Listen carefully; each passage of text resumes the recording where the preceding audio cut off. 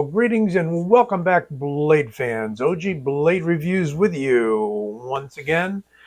And I'm excited about what I'm about to show you. You may recall, and I'll just give you a brief glimpse of this, that a previous review showed you this beautiful Tanto from North Mountain Blade. More along the lines of a modernized Tanto, and with kind of a semi-chisel point, very similar to what you see on the point of a katana or katana, however you like to pronounce that. I believe the Japanese pronounce it katana. And there is the hamon line that they etch on there, and it is a 3-layer Sanmai SLD magic steel. I'm going to bring that back in a bit for compare, but what I also picked up from North Mountain, since I was drooling over it after receiving that one you just saw, is something very special here. And once I get it out of this case, you'll get to see it a little better. So let's remove the strap and slide it out of this real nice plush-lined case with a handle. There you have it.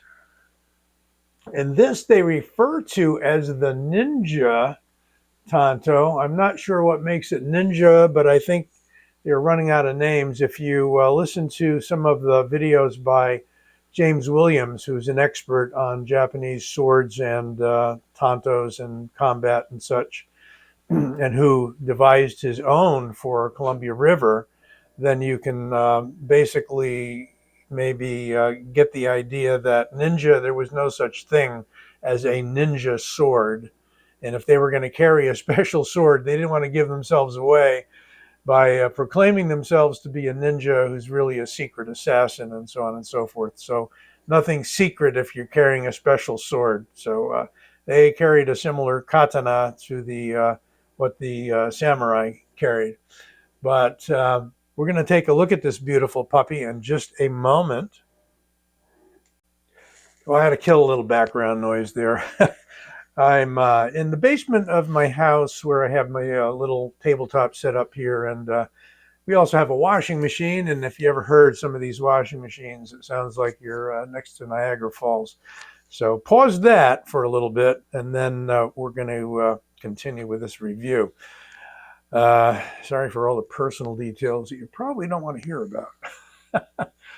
Well, first of all, before I take this out, let's look at this beautiful leather sheath. They did a really nice job. Very often when these things come through that aren't handmade, they look, kind of junky. This is extremely well stitched. I would say it's maybe a step under what a custom sheath would be in this plain sort of setting. It's got the North Mountain stamp here on the back, and I believe that those characters mean North Mountain Outdoors, something along those lines. Bountiful. I think I looked it up, but anyway, probably you're either interested or not too interested in that. And I realize I've got viewers out there that know a fair amount more about Japanese sword and tanto terminology than I do, because you've studied it and maybe you've got a collection. There is the helmet of samurai. So interesting. They put that on it and call it the ninja, but we'll forgive them, because what you're about to see is something really beautiful. And that's a pretty strong strap there. Here we go. Look at that. Yeah, man. That is what they're calling the Ninja. It is the largest tanto that they make, as near as I can tell from their catalog. We have a really gorgeous hand-rubbed satin, and this is a sanmai blade, and I'm not sure if the light will pick it up or not, but it is SLD magic. I think they put that, yep, there it is, SLD magic. And you can faintly see the line.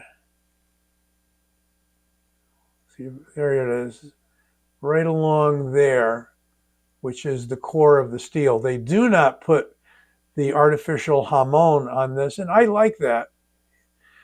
Now, next to the one I just showed you, this really is more sword-like in the width of the blade and the way that it curves up. So we have more curvature here, I think, and less taper near the point.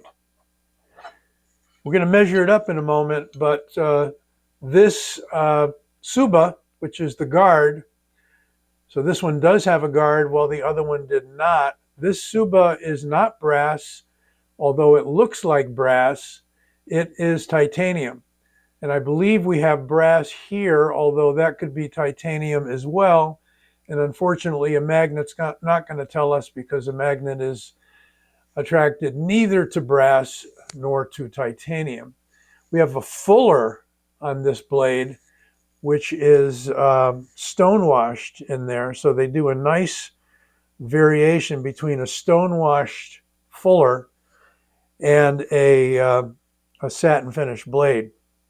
And it is a thick blade too. It is also the thickest blade stock that they're using, I think, on any of their knives.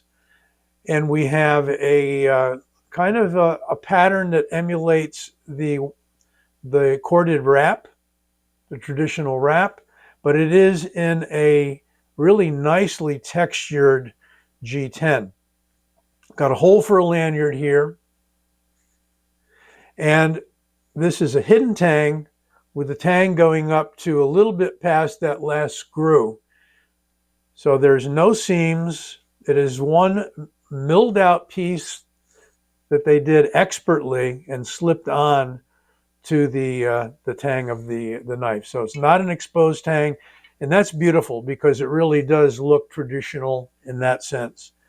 About 1.5 inches left over on my medium large hand, and it just, the balance and everything feels beautiful. I'm not going to balance on the handle because we've got a long blade, so our balance is, interestingly, just ahead of that sharpening choil. And that's precariously balanced. I'm going to get right into measuring. Oh.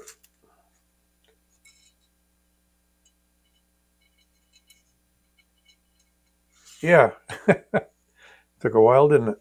15.5 inches overall with a 10.25 inch blade and a 9.75 inch cutting edge due to that fairly large and serious choil. Set the millimeters, so let's check the blade stock, which is going to be significant. 7.5 millimeters on that blade stock. Wow. And on the handle, if I can get it at the highest texture level there, 21.8 millimeters. Going back to inches for the blade stock, 0.28 inches, so over 1/4 inch stock. And that makes the handle 0.83. For a knife this large, really, those thicknesses, don't compare them to what you like or don't like on a folding knife, please. Let's see, what did I want to do? Since a lot of you guys must have grams, I think that's 497.89 grams or 17.5 ounces, over a pound. You would expect that from a blade stock that thick. And I'm not going to measure it with the sheath on. You know, we kind of getting into the absurd when you need to know the weights on those kind of things. Because I don't think this is going to be a daily carry knife for you, or maybe it will be. You can carry it in a shoulder rig. Bastinelli makes a nice one. You can lash a lot of different knives too.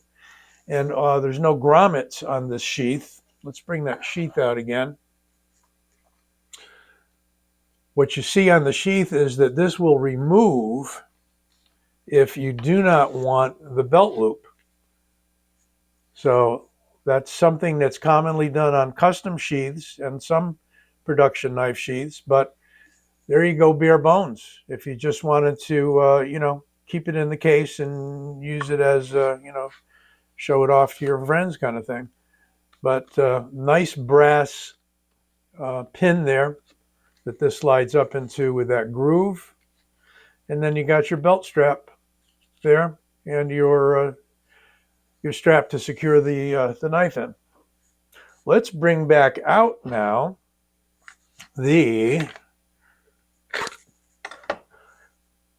forget what they're calling this again, and I'm going to pause it so I can tell you. So North Mountain is calling this their classical combat or tactical Tanto. And I think they're really running out of names because none of these is perfectly in sync with the traditional blade designations, I believe I would say. But that's okay. I like what they've done.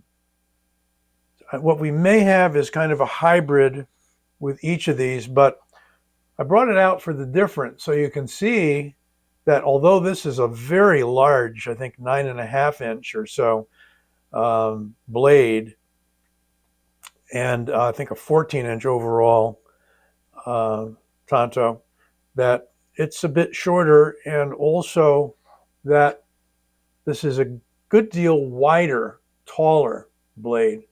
This has a slight upsweep with a slightly curving blade and a somewhat chiseled flat ground versus hollow ground. Here, this is completely flat ground, okay? Different handles.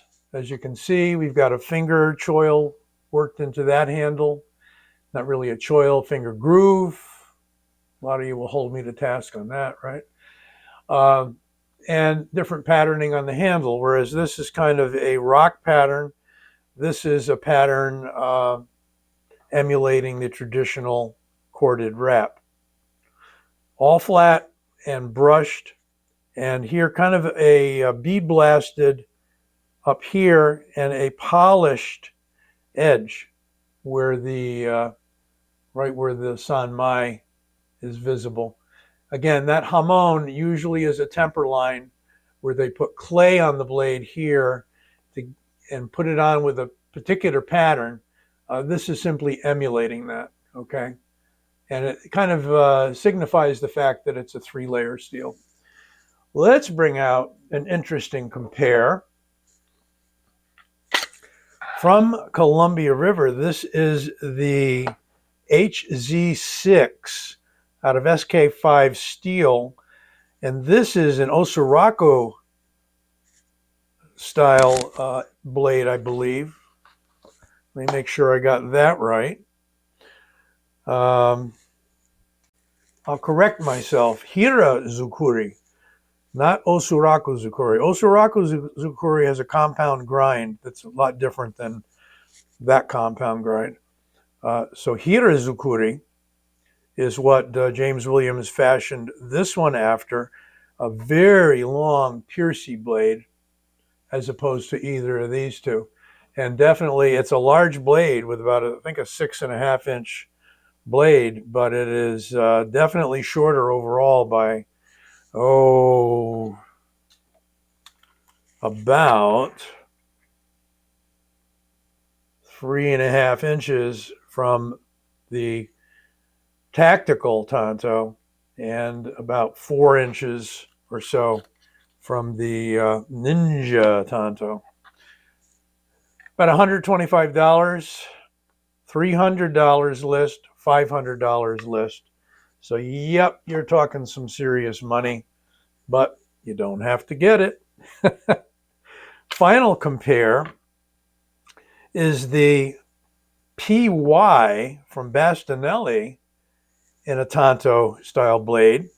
And this is an interestingly flat ground, but double edged. I don't want to say double edged, but double angle on the blade to look Tanto like, but without the compound complex grind. This one's got, you can get these, it's called the PY or Protect Yourself from Bastinelli. And it was a large knife until I brought the rest of these out, right? I think this one's got about a,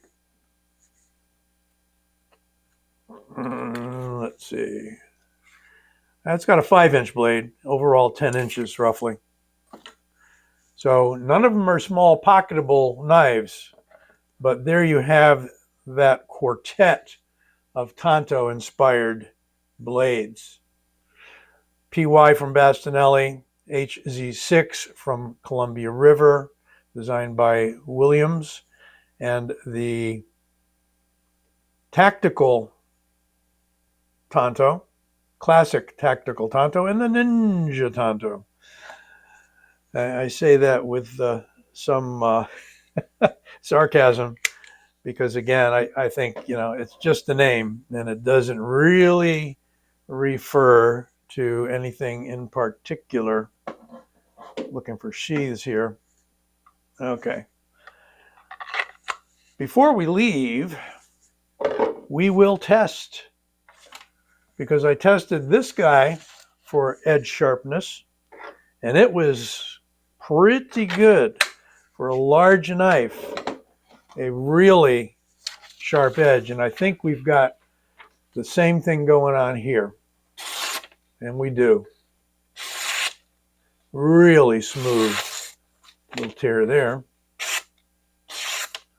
Really smooth, beautiful edge. I don't think you'd want to mess with that one. You could. Then again, we can always sharpen these blades.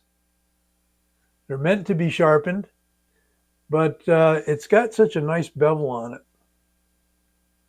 the way it is. And so, no, it is not Appleseed grind like a sword. It is a secondary bevel, but nicely done. And this core of the steel is at least 61 HRC, I have been told. That is the core of the SLD Magic. We'll bring out the sheath, put next to it, and right about now over here you'll see my logo. Click on it if you haven't subscribed, and it'll bring you to a link where you can subscribe to the channel and be notified every time a new video drops. Hope you enjoyed this unusual review on a very unique knife from North Mountain Blades. I was going to say White Mountain, whom I deal with a lot. That's Justin up there in New Hampshire. North Mountain Blades, Ninja Tanto. Be well. Take care. Hope you enjoyed this. Stay safe.